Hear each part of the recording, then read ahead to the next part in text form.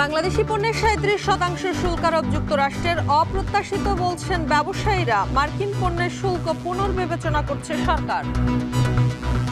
যুক্তরাষ্ট্র হঠাৎ করে যে 37% শুল্ক আরোপ করে দিল, এটা আনএক্সপেক্টেড এবং এটা হঠাৎ করে আমাদের উপর একটা বিশাল ধাক্কা বলে আমরা মনে করছি। বিশ্বব্যাপী উচ্চ শুল্ক আরোপের প্রভাবে যুক্তরাষ্ট্র ও এশিয়ার শেয়ার বাজার পড়ে গেছে 4% পর্যন্ত। জ্বালানি তেলের বাজারেও দরপতন।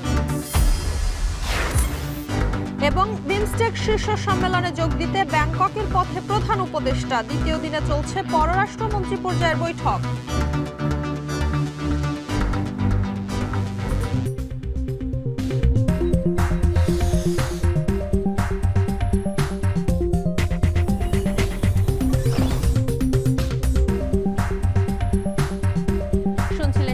স্বাগত। এখন ঢাকায় পুরো আয়োজনে আপনাদের সঙ্গে আছে আমি শম্পা বিশ্বাস। বাংলাদেশি পণ্যের 37% শুল্ক আরোপ করলেন মার্কিন president Donald Trump.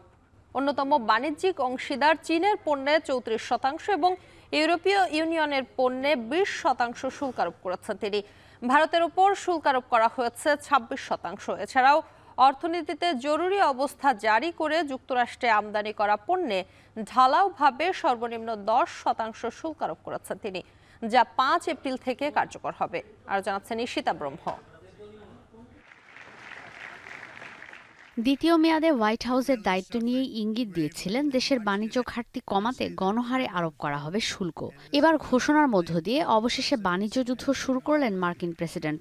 Bangladesh, Bharat, Vietnam, Laos, Pakistan, Israel সহ বিশ্বের বিভিন্ন দেশে অন্তত 185টি দেশে আরোপ করা হয়েছে সর্বনিম্ন 10% থেকে সর্বোচ্চ প্রায় 50% পর্যন্ত শুল্ক।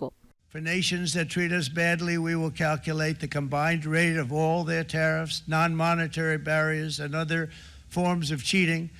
And because we are being very kind, we're kind people.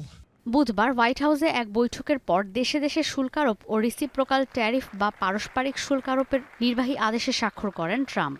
দেশটির বাণিজ্য ঘাটতি স্মরণকালের সর্বোচ্চ পর্যায়ে পৌঁছানোয় দেশের অর্থনীতির স্বার্থেই এই শুল্ক আরোপ করা হয়েছে বলে জানিয়েছেন মার্কিন প্রেসিডেন্ট। তার দাবি, অর্থনৈতিক মুক্তির দিনে এই শুল্ক আরোপই যুক্তরাষ্ট্রের জন্য স্বর্ণযুগের দ্বার খুলে দেবে।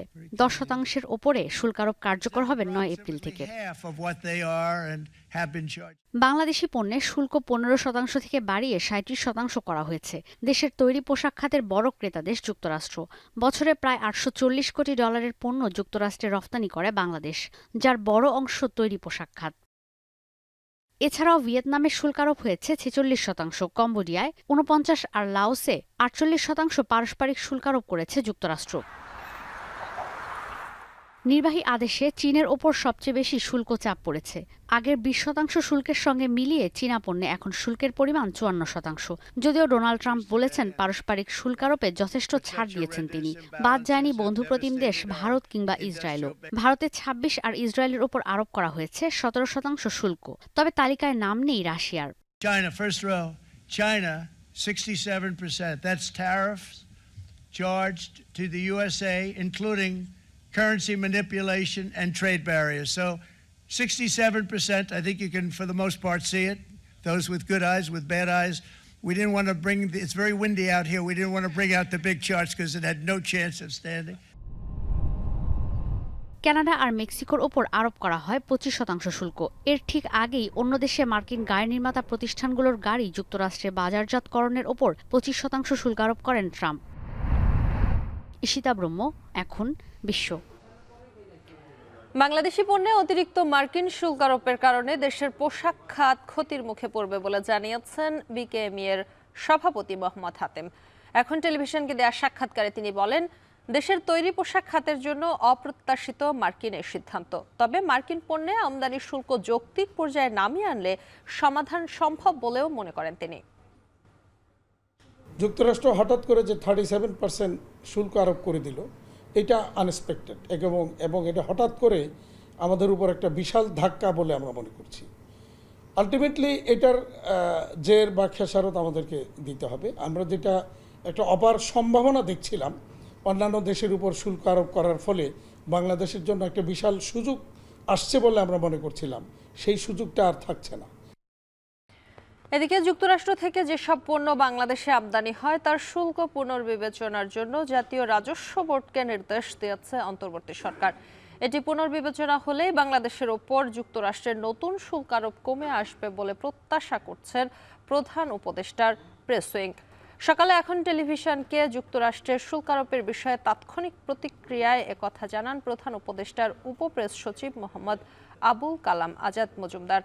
যুক্তরাষ্ট্রের নতুন শুল্ক আরোপের বিষয়টি বাংলাদেশ সরকার খুবই গুরুত্বের সাথে দেখছে বলেও জানান তিনি। একই বিষয়ে সামাজিক যোগাযোগ মাধ্যম ফেসবুকে এক পোস্টে প্রধান উপদেষ্টার প্রেস সচিব শফিকুল আলম লেখেন, বাংলাদেশ যুক্তরাষ্ট্র থেকে আমদানি করা পণ্যের ওপর শুল্ক পুনর্বিবেচনা করতে এনবিআরকে নির্দেশ দিয়েছে। এটি যুক্তিসঙ্গতভাবে কমাতে পারলে যুক্তরাষ্ট্রের নতুন শুল্ক আরোপ সমস্যার সমাধান হয়ে যাবে। এ সময় তিনি আরও লেখেন, যুক্তরাষ্ট্র বাংলাদেশের ভালো বন্ধু এবং বাংলাদেশ থেকে যেসব পণ্য রপ্তানি হয় তার বড় একটি অংশ যুক্তরাষ্ট্রে যায়। বাংলাদেশি পণ্যের উপর আমেরিকার নতুন করে যে শুল্ক আরোপের সিদ্ধান্ত, এটাকে খুব গুরুত্বের সাথে নিয়েছে এবং জাতীয় রাজস্ব বোর্ডকে আমেরিকান যেসব পণ্য বাংলাদেশে আসে সেসব পণ্যের উপর যে কর আরোপ করা হয় সে কর পর্যালোচনা করার জন্য নির্দেশ দিয়েছে। সরকার আশা করে কর পর্যালোচনা করার পরে মার্কিন যুক্তরাষ্ট্র বাংলাদেশি পণ্যের উপর যে কর আরোপ করেছে সেটা পুনর্বিবেচনা করবে। আমেরিকা বাংলাদেশের অন্যতম বন্ধুরাষ্ট্র এবং লার্জেস্ট এক্সপোর্ট ডেস্টিনেশন, যে কারণে বাংলাদেশ মনে করে আমেরিকার সাথে বন্ধুত্বপূর্ণ সম্পর্ক বজায় রাখার জন্য এবং বাংলাদেশের রপ্তানি বাণিজ্যকে যাতে কোনোভাবে ব্যাহত না হয় বা রপ্তানি বাণিজ্য যাতে কোনোভাবে ক্ষতিগ্রস্ত না হয় সেজন্য উপযুক্ত যে পদক্ষেপ নেওয়া দরকার সেগুলো বাংলাদেশ খুব দ্রুততম সময়ে সেই সিদ্ধান্তগুলো বা পদক্ষেপগুলো নেবে। এবার ঈদের ছুটি কাটিয়ে কর্মস্থলে ফেরার খবর। ঈদের ছুটি শেষ করে ঢাকায় ফিরতে শুরু করেছে কর্মজীবী মানুষেরা। তবে আজও ফেরার তুলনায় গ্রামে যাবার সংখ্যা বেশি। 9 দিনের সরকারি ছুটি শেষে অফিস খুলবে রোববার থেকে। বেসরকারি অফিস, গার্মেন্টস এবং শিল্প কারখানা ইতোমধ্যেই খুলতে শুরু করেছে। তাই কর্মমুখে মানুষের চাপ চোখে পড়ার মতো। তবে ঈদযাত্রার মতো ভোগান্তি ছাড়াই ফিরতি যাত্রা হচ্ছে বলে জানিয়েছেন যাত্রীরা।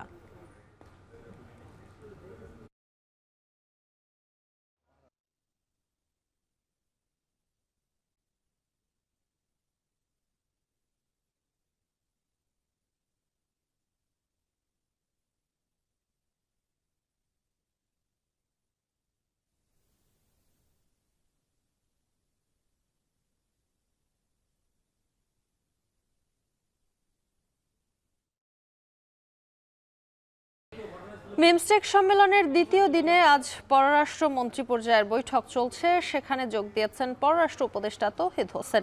এ নিয়ে আরো জানাতে এই মুহূর্তে থাইল্যান্ডের ব্যাংকক থেকে যুক্ত হচ্ছেন সহকর্মী হাসিব বিল্লাহ।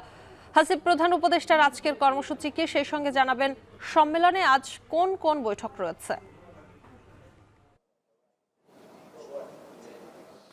শম্পা, প্রধান উপদেষ্টা ব্যাংককের সুবর্ণভূমি বিমানবন্দরে কিছুক্ষণ আগে অবতরণ করেছেন এবং সেখান থেকে তিনি সরাসরি এই হোটেলে এসে উপস্থিত হবেন, যেটি মূলত হোটেল সাংগ্রিলা ব্যাংককের একটি হোটেল। এখানেই মূলত এই বিমস্টেক সম্মেলনটি অনুষ্ঠিত হচ্ছে গতকাল থেকে। আজকে সম্মেলনের দ্বিতীয় দিন। এই সম্মেলনের দ্বিতীয় দিন আজ পররাষ্ট্র উপদেষ্টা বা পররাষ্ট্রমন্ত্রী পর্যায়ের বৈঠক হয়েছে। সকাল 9টা থেকে শুরু হয়েছে এবং এখন মূলত মধ্যাহ্নভোজের বিরতি চলছে। আর এর মাঝখানে যে একটি চুক্তি বা সমঝোতা স্মারক সই হয়েছে এই 7 দেশের, এই দক্ষিণ এশিয়া বা বঙ্গোপসাগরকে ঘিরে দক্ষিণ এশিয়ার 7 দেশের এই জোট, যেখানে মূলত সমুদ্র পরিবহন সংক্রান্ত সহযোগিতার একটি চুক্তি স্বাক্ষর হয়েছে। এবং একই সঙ্গে বাংলাদেশ আশা করেছে, বাংলাদেশ পক্ষ থেকে বাংলাদেশের পররাষ্ট্র উপদেষ্টা তৌহিদ হোসেন তিনি আরও মুক্ত বাণিজ্য অর্থনীতি এবং স্থিতিশীলতা, টেকসই বাণিজ্য এসব নিয়ে তিনি প্রস্তাবনা তুলে ধরেছেন। এবং আজকে যে বৈঠকটি হয়েছে এই 7 দেশের পররাষ্ট্র মন্ত্রীরা একটি খসড়া তৈরি করেছেন, যেটি মূলত আগামীকাল সম্মেলনের তৃতীয় দিন এবং শেষ দিন। সেখানে এই 7 দেশের সরকার প্রধান এবং রাষ্ট্রপ্রধানরা উপস্থিত হবেন, এই সম্মেলনে যোগ দেবেন। আর এই সম্মেলনের সেই খসড়াটি আজকে চূড়ান্ত হয়েছে এবং কালকে সকাল থেকে সেই সম্মেলনটি শুরু হবে।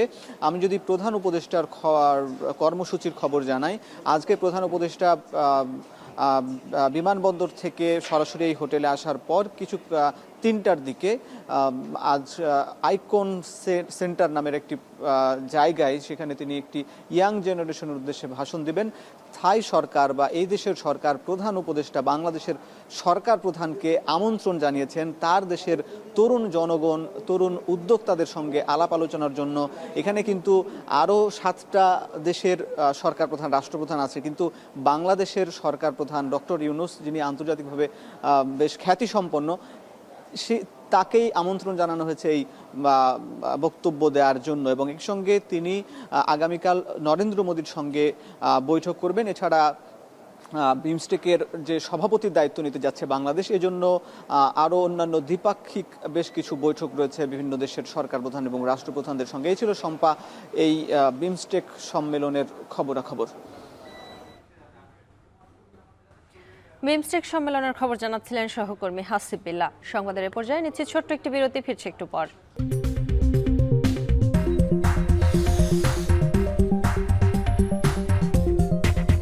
বিরতির পর ফিরে এলাম, আপনারা দেখছেন এখন ঢাকা। ঈদের আনন্দ উপভোগ করতে দর্শনার্থীরা ছুটে এসেছেন সিলেটের জাফলং সহ আশপাশের পর্যটন কেন্দ্রগুলোতে। এ নিয়ে বিস্তারিত জানাতে এই মুহূর্তে যুক্ত হচ্ছেন সহকর্মী গুলজার আহমেদ। গুলজার, সিলেটে পর্যটকদের ঢল কেমন দেখছেন, সেই সঙ্গে জানাবেন পর্যটন কেন্দ্রিক বাণিজ্য কতটা জমল?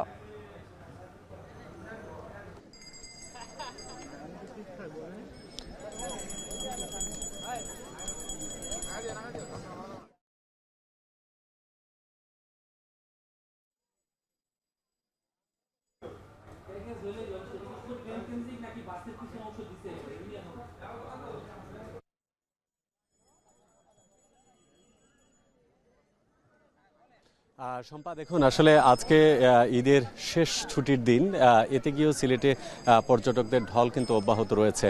আমরা সকাল থেকেই সিলেটের যে জাফলং 0 পয়েন্ট এই এলাকাতে রয়েছে, অর্থাৎ কাকডাকা ভোর থেকেই মূলত সিলেটে দেশের বিভিন্ন প্রান্ত থেকে আগত দর্শনার্থী যারা আছেন বা পর্যটক যারা আছেন তারা কিন্তু আসছেন।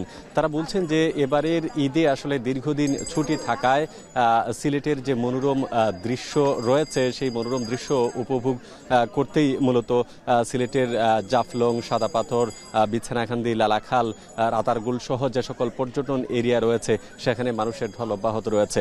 এবং যারা দেশের বিভিন্ন প্রান্ত থেকে আসছেন তারা বলছেন যে নানা কারণে সিলেটের তাদের পছন্দ, বিশেষ করে প্রাকৃতিক যে বৈচিত্র্যতা, পাহাড়, নদী, হাওর, সবুজ সব আসলে মিলেমিশে একাকার, যার জন্য হচ্ছে যে নাগরিক জীবনের যে সকল ব্যস্ততা আছে সেই ব্যস্ততাকে ভুলে যেতেই মূলত তারা সিলেটকে পছন্দ করে থাকেন। এবং এখানকে আজকে অন্ততপক্ষে লাখের উপরেও পর্যটক হবে সিলেটের জাফলংয়ে কিন্তু তারা এসেছেন।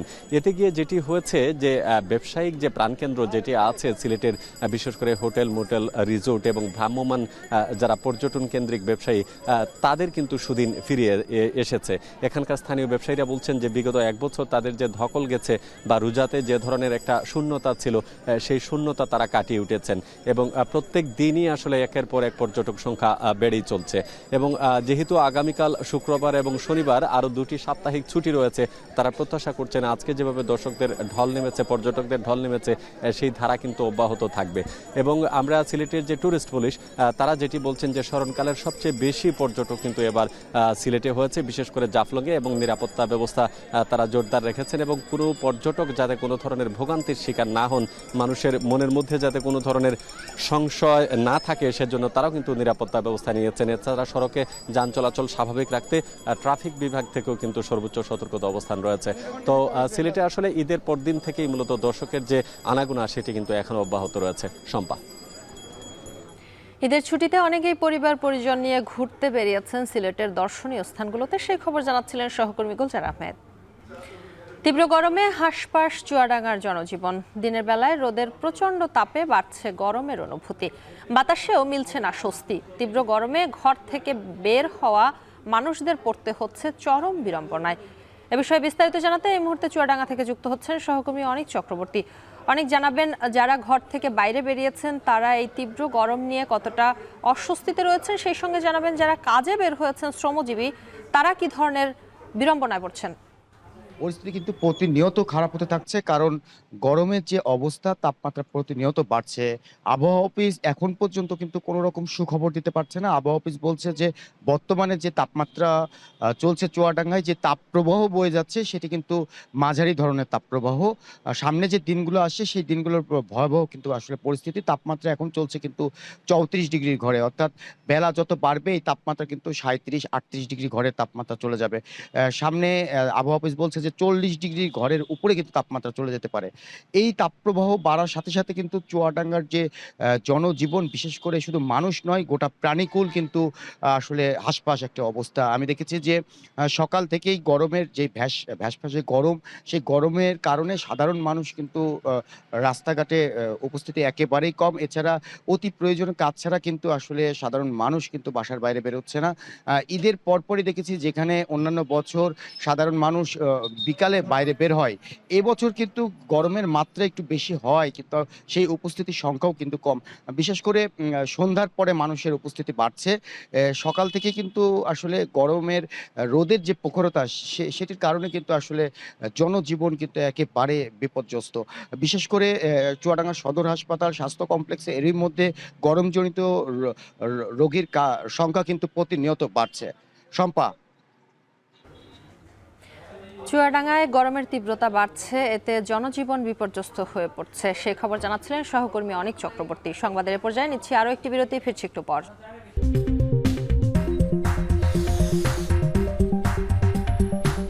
বিরতির পর ফিরে এলাম, আপনারা দেখছেন এখন ঢাকা। বিশ্বের বিভিন্ন দেশে শুল্ক আরোপের ঘোষণার কয়েক ঘন্টার মধ্যে যুক্তরাষ্ট্রের শেয়ার বাজারে বড় ধরনের দরপতন হয়েছে। গুরুত্বপূর্ণ ডিও জন্স, নাসডাক, S&P সূচকের 4% পর্যন্ত পতন হয়েছে। একই অবস্থা এশিয়ার শেয়ার বাজারের। দরপতন হয়েছে জাপানের নিক্কেই সূচকের। অন্যান্য মুদ্রার বিপরীতে 6 মাসের মধ্যে সর্বনিম্ন পর্যায়ে গেছে ডলারের দর। কমে গেছে প্রযুক্তি প্রতিষ্ঠান অ্যাপল আর এনভিডিয়ার বাজার মূলধন। ট্রাম্পের শুল্ক আরোপের ঘোষণায় বিশ্ববাজারে 3% পর্যন্ত দরপতন হয়েছে জ্বালানি তেলের। ব্যারেল প্রতি জ্বালানি তেল বিক্রি হচ্ছে $73.13 দরে।